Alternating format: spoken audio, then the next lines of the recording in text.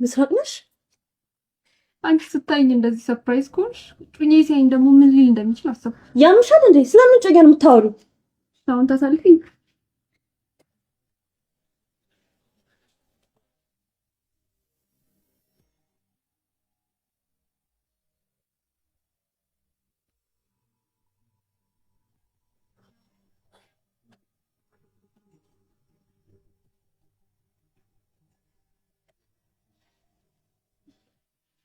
ቆይ ምን ድፍረት ነው? ሌላ ነገር ሳይመጣ ቀጥለሽ ከቤት ውጪ። ስለምን ቤት ነው የምታወሪው? የኮንትራት ሚስትነትሽ እንደሆነ ያበቃ መሰለኝ። ምን ነው ደነገጥሽ? ፍፄ ሁሉንም በስልክ ነግሮኛል። የፌክ ሙሽራ ሆነሽ ቤተሰቡን ከውርደት እንዳዳንሽለት አውቃለሁ። ስለዛም በሱ ስም አመሰግናለሁ። አሁን ግን የቃቃ ሚስትነትሽ ስላበቃ እቃሽን ያዥና ውጪ። እኔ ግን በፍጹም ይሄን አላምንም። እንደነገርኩሽ የቃቃው ሚስትነትሽ ስለበቃ እቃሽን ሰብስቢና ከዚህ ውጪ። አላምንሽም። ፍፄ በፍጹም እንደዛ አያደርግም። እንግዲያውስ ከራሱ አንደበት ትሰሚዋለሽ። በነገራችን ላይ ኤርፖርት መጥቶ የተቀበለኝ እሱ ነው። አሁንም ሻንጤን እያወረደ ነው።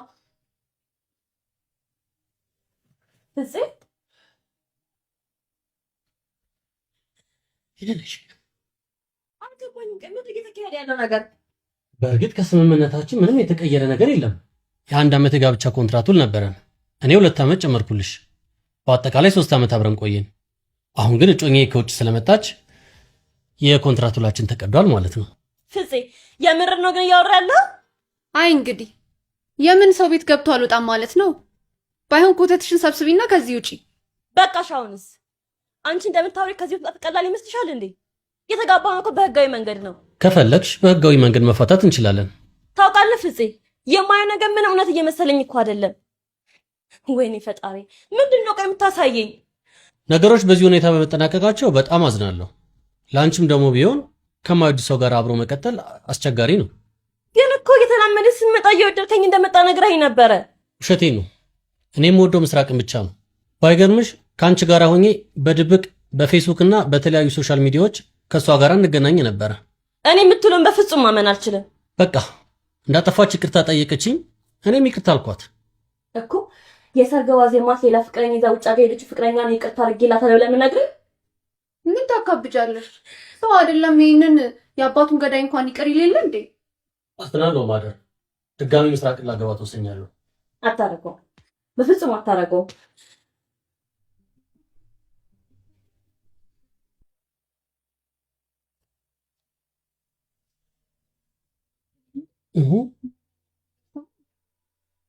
እባክሽ መጀመሪያ እነሱ ማደርን አልወደዷትም ነበር።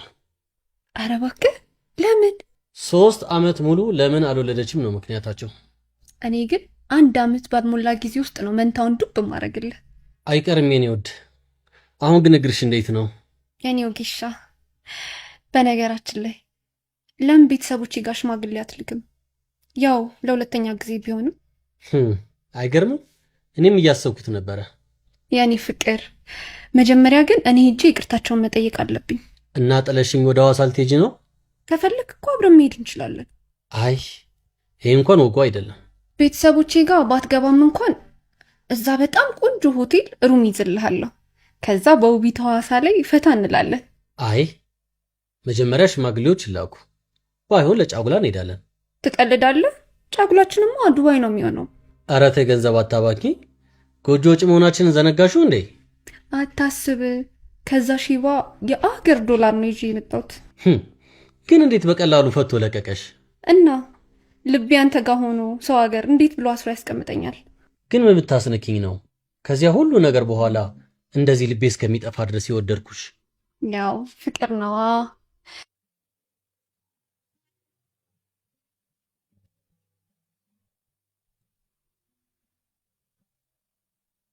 በሰላም ነው? አስደነገጥሽኝ እኮ። አንቺ ማስደንገጥ ነው እንጂ መደንገጥ ታውቂያለሽ እንዴ? ለነገር ነው የመጣሽው? ቆይ አንቺ ሴት አይደለሽም? እሱን ለማረጋገጥ ነው መኪኔ ውስጥ ዘው ብለሽ የገባሽው። ማህደር በጣም ተጎድታለች። እሱ እኔን የሚመለከተኝ ጉዳይ አይደለም። እሷስ ቢሆን ማን ነው እንደዚህ አይነት ሪስክ ውስጥ ግቢ ያላት? እኔ ነኝ ያስገባኋት። በእርግጥ ከድሮም ከወንድሜ ፍቅር ይዟት እንደነበር ትነግረኝ ነበር። ከኔ ጋር በነበረበት ሰዓት ማለት ነው። አይሆንም፣ እሱ የሚያፈቅራት ሴት አለች ብዬ ነግሪያት ራሷን አሳምና በተቀመጠችበት አንቺ በሰርጉ ዋዜማ ብጣሽ ወረቀት ተሽለት የሆነ ሽማግሌ ዲያስፖራ ግብተሽ ስትሄጂ ምን ላርክ? እሷን በአንቺ ቦታ ተክቼ የውሸት ሙሽራ ከማድረግ ውጪ ምን ምርጫ ነበር? ሲጀመር የሰርጉ ቀን ካለፈ በኋላ ይሄ 1 ዓመት በትዳር ቆየን ምናምን የሚለውን ዝባዝንኪሽን ትተሽ ሁለቱም ማለየት ነበረብሽ። በጣም ታፈቅረው ስለነበረ እሷ ናት ይሄን ሀሳብ ያመጣችው። በ1 ዓመት ውስጥ እንዲወደኝ ማድረግ እችላለሁ ብላ አስባ ነበር። አረ ሲጀመር ልቡን እኔ ጋ አስቀምጦ በምን ልቡ እንዲያፈቅራት ነበር የፈለገችው? እኔም ራሴ ባይኔ አይቻለሁ። አንቺ ከመምጣትሽ በፊት ነገሮች ጥሩ እየሄዱላቸው ነበር። ይልቅ ስለ እሷ ታዩና ስለ ቤተሰቦችሽ አስቢ። ያው ልጅቷ መውለድ እንደማትችል ታውቂያለሽ።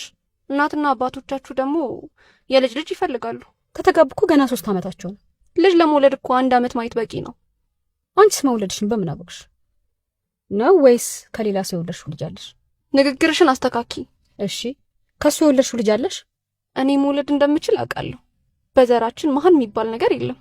በእናንተም ዘር እያየሁት ነው። መሀንነት እኮ በተፈጥሮ እንጂ በዘር የሚመጣ ችግር አይደለም። ቆይ ምን አርጊ ነው የምትይኝ? ያለ ቦታሽ ስለቆምሽ ከመሀላችን ውጪ እያልኩሽ። ቢገባሽ ጓደኛሽ ናት መሀላችን የቆመችው። ይሄ ምንድነው ካሳ ምናምን ፈልጋ ከሆነ ልሰጣት እችላለሁ። ፍፄም ቢሆን ከሷ ምንም አይነት ንብረትና ሀብት አይፈልግም። ብቻ እንዴ ፊርማዋን ታንሳልን። በጣም ታሳፍሪያለሽ። ለነገሩ አያትሽን የሚያክል ሰው እየተከተለሽ ባህር አቋርጠሽ ይርሹ ገንዘብ አፍቅረሽ አይደል? ሁሉም ሰው እንዳንቺ ቢመስልሽ ምን ይፈረድብሻል? ታውቁሻል። ግን እየተሳደብሽ እኮ ነው። በስምሽ የጠራውሽ መስሎኝ። ደግሞ ታያለሽ፣ እኛ ቀባይ ኖር ፈጣሪ የእጅሽን ይሰጥሻል። ሰገናለች። በጣም ቆንጆ ምሳ ነበር። በጣም ለዚህ ነው ጥርግ ጋርሽ ትንሽ እስኪታይ ድረስ ይበላል። እኔ ቆንጆ ተብሻሽብኝ እኮ ባንዴ ሽብኝ። ኧረ ደህና ነኝ እንዴ? በጣም እየጠናከርኩ ነው። ምን ተገኘ? በቃ ራሴ ማሳመን ነበረብኝ። የኔ ቆንጆ ጠንካራ እንደሆንሽ ድሮም አውቃለሁ። አንዳንዴ መራራ ቢሆን ሳትወጂ በግድሽ እውነቱን መቀበል አለብሽ። እና ሁሉም ነገር በዚህ ሊያበቃ ነው? መጀመሪያም እኮ አንድ ሊሄድ የተነሳ ልብን ለማስቆም መጣራችን በራሱ እኮ ስህተት ነበረ። እና ተሸንፈን ዝም እንበል ነው የምትይው? በቃ እንደፈለጉ ፍቻችን አደርግለታለሁ፣ ሰማንያችንን እንቀዳለን። ከዛ ከ3 ዓመት በፊት የነበረችው ማህደር ትመጣለች ማለት ነው። አይሆንም ማሂ፣ ዝም ብለንማ አንተዋቸው። ልክ ነሽ። እና ምን አለሽ? ሐዋሳ ነው መሰለኝ ቤተሰቦቿ ጋር ሄዳ ነበር። እና ብቻውን ነበር? አዎ። ምን ነው? አላውቅም፣ ግን አንቺም እንደሷ ቤቱ ገብተሽ አልወጣም ብትይ ደስ ይለኝ ነበር። እኔም ከጎንሽ ይሆን ነበር። አንቺ ራስሽ አይደለሽ እንዴ ፍቅር በውዴታ እንጂ በግዴታ አይሆንም ያልሽኝ? እና ይሄ ውርደታ ምን አለሽ? በድጋሚ ቤተሰቦቿ ጋር ሽማግሌ ሊልክ። ይሄ ደፋር አያረገውም አይባልም እኮ። በቃ ሁሉም ነገር አውቁታለች። አያፍርም እኮ። ደግሞ እነዛኑ ሽማግሌዎች ይልክ ይሆናል። እኔማ ተደብቄ አብሬያቸው ነው የምሄደው። እንዴ ምን ልታረጊ? የማወራውንና የማደርገውንማ ቤተሰቦቿ ፊት ስቆም አሳይሽ ነበር። ቤተሰቦቿስ እንዳገባ ያውቁም ብለሽ ነው? ማን ያውቃል? ወይ ከዚህ በፊት ካላስተዋወቀቻቸው ሌላ ሰው ነው የማገባው ብላቸው ይሆናል። እኔማ የሰርጉ ቀን በዱርዬም ቢሆን አሳግቸው ከሰርጉ እንዲቀር ነው ማረገው። ሪቾ የምታወሪን ግን የምታውቂ አልመሰለኝም። አሁን ግን እሱ ብቻ ሳይሆን ቤተሰቦቼም ናቸው የጨከኑብሽ። አላዘንኩባቸውም። እነሱም እኮ የራሳቸው ምክንያት አላቸው። እኔ ግን በጣም አዝኜባቸዋለሁ። ጭራሽ ባላንጣቸውን ቤታቸው ራት ይጋብዟታል። ምን ታረጊያለሽ? አንዳንድ ህይወት እንደዚህ ናት። እኔማ ሁሉም ነገር ልክ እንዳልሆነ እያወኩኝ ዝም አልልም።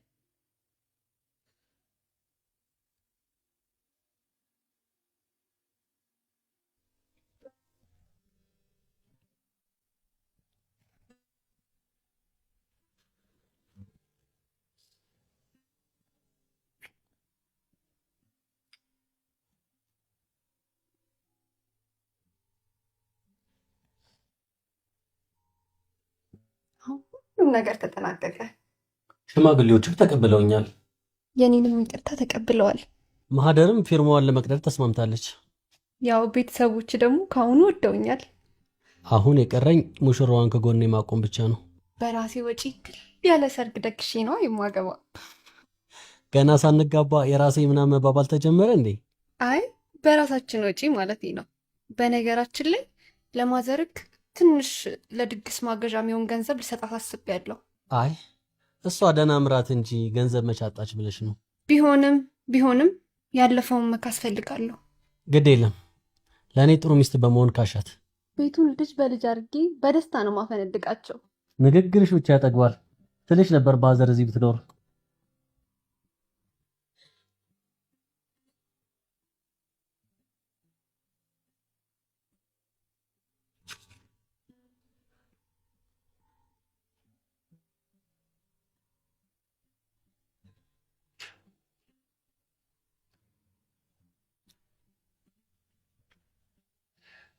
ሪቹ እንዴት ነሽ? ክፎች ናቸው እንጂ የዋሆች ምን ይሆናሉ? ሰርጌ ሊደረግ ከሳምንት ያነሱ ቀናቶች ቀርተውት አንቺ ትናንትና ላይ ነሽ። ፊርማው እኮ አልተቀደደም ገና። አረ ምን አልተቀደደም? አልደረቀም። ለሰርጉ ትንሽ ችኮል ካልመሰለህ። ማህደር በመጀመሪያ እሺ ብላ ነበረ። አሁን ደግሞ ምን እንደሆነች አላውቅም። ስልኳን ሁሉ ዘግተዋለች። ያ ማለት ፊርማዬን አልቀድም ማለት ነው። ሰው ካልነገር አይገባም ማለት ለነገሩ አንተ በሰው ነው የምትመራው። ጭራሽ የውጩ አልበቃ ብሎሽ ቤቴ ድረስ ልትሰርቢኝ መጣሽ አይደል?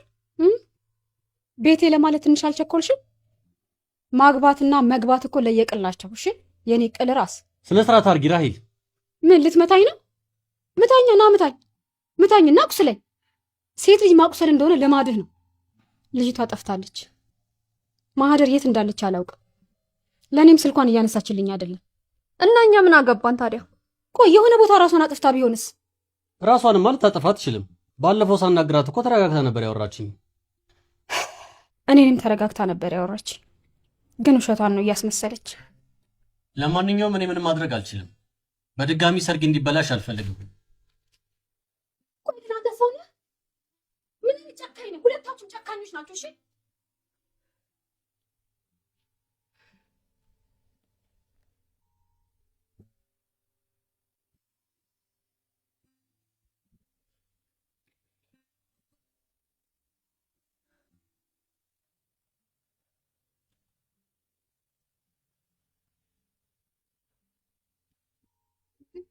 ምስራቅ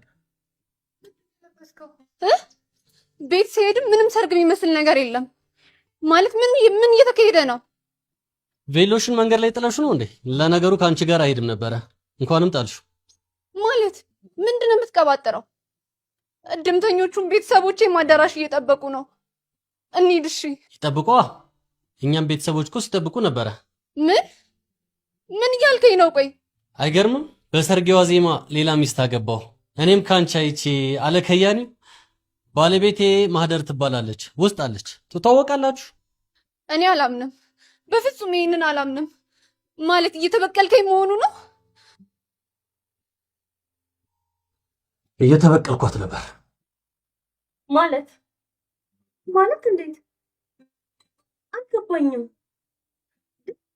ታዲያ ያ ሁሉ ነገርስ? ድራማ ነበር። በእርግጥ ሁሉም ነገር ካለቀ በኋላ ሰርፕራይዝ ላደርግሽ ነበር፣ ግን በመሃል ተናደሽ የሆነ ነገር እንዳታደርጊ ፈራሁ። ለማዘርና ፋዘርም ነግሬያቸው ድራማውን በመተወን እንደሚረዱ ይነግረውኛል። ታውቃለህ፣ የጠላህ ይመስሉኝ ዓለም ተገልባብጣብኝ ነበር። ይችን 3 ዓመት ራሴን በደንብ ያየሁባት ዓመት ነበረች። ፍቅር መቀበል ብቻ ሳይሆን መስጠትም እንደሆነ በደንብ አስተምረሽኛል። አልጠላሽም፣ መቼምም አልጠላሽም። ማለት አላህ ምን እንደምን ራሱ እኮ አላውቅም። ይልቅ ለራሄል ምንም እንዳትያት፣ እሷን እንኳን ሰርፕራይዝ እናድርጋት እንጂ። ከዚህ በኋላ ጥሩ ተዋናይ መሆን አለብሽ። አልገባኝም። ቆይ እንዴት ነው? ታውቂያለሽ፣ በሰርጌዋ ዜማ ያችን ማስታወሻ ትታለኝ ስትሄድ እህቴ ደርሳልኝ ባታስጥለኝ ኖሮ ራሴን ሁሉ ላጠፋ ነበረ። ታውቃለህ፣ የሆነ አለ አይደል ታምር እኮ ነው የሆነብኝ። ገና በሰርጌ ዕለት ብዙ ታምር ታያለሽ። አሁን ምስራቅ ሂሳቧን የምታወራረድበት ጊዜ ነው። ግን እኮ ሌላም ነገር አለ። እነማየን አሳምኛችኋለሁ። ልጁ ፈጣሪ ፈቀደ ቀን ይመጣል። እስከዚያው ግን የምታስፈልግኝ አንቺ ብቻ። የገዛ ክፋትሽ ነው መልሶ የከፈለሽ። ያን ሁሉ ነገር ካደረግሽ በኋላ መልሰሽ ሚስትን ፈታ አግባት ይኛለሽ። ደፋር እና ይሄ ሁሉ ቀልድ ነበር ማለት ነው? የምርህን ነው እያወራክ ያለከው? ምን ትሰሪያለሽ እዚህ? ሁላችሁንም ሰራላችኋለሁ። ቆየሽ እኮ ከሰራሽልን። ሂሳብሽ ተከፈለሽ አይደል? ሂጂልን፣ እኛም የዛሬዋን ቀን እናክብርበት። አረመኔዎች ናችሁ ሁላችሁም ሁላችሁም። አናስገባም ሰርገኛ እደጅ ትተኛ። ሰራልሻለሁ። እሺ አንቺ ሰራልሻለሁ።